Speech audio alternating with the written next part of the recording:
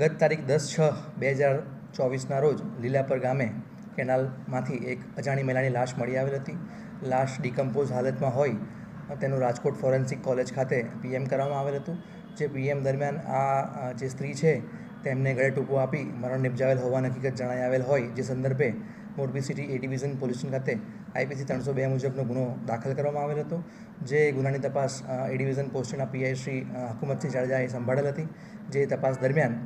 અજાણી સ્ત્રીની લાશ હોય, જે સંદર્ભે લાશ ઉપર સુનીલા તથા ભુરુભાઈ લખેલ હોય તેમજ મોર તથા વીંછી ત્રોફાવેલ હોય, જે દિશામાં તપાસ હાથ ધરતા આ લાશ પરપ્રાંતીય સ્ત્રીની હોવાનું પ્રાથમિક તપાસમાં જણાવેલ હતું. જેથી મોરબી શહેર તથા તાલુકા વિસ્તારમાં આવેલ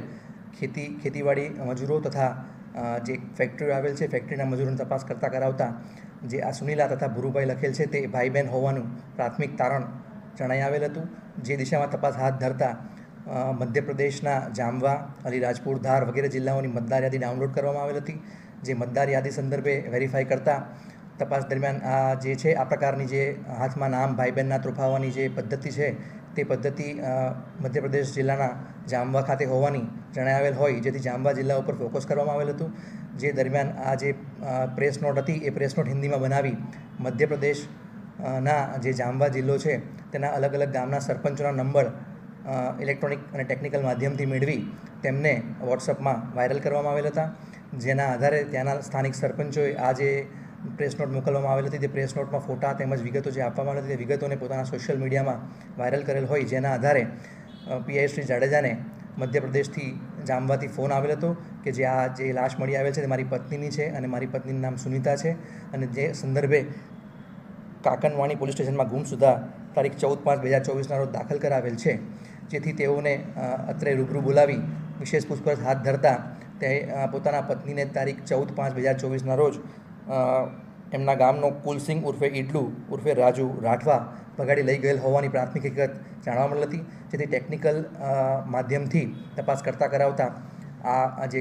કુલસિંહ છે તેમનું લોકેશન વાંકાનેર તાલુકાના વાંકિયા ગામે હોવાનું જણાઈ આવતા તેને પકડી લાવી પૂછપરછ કરતા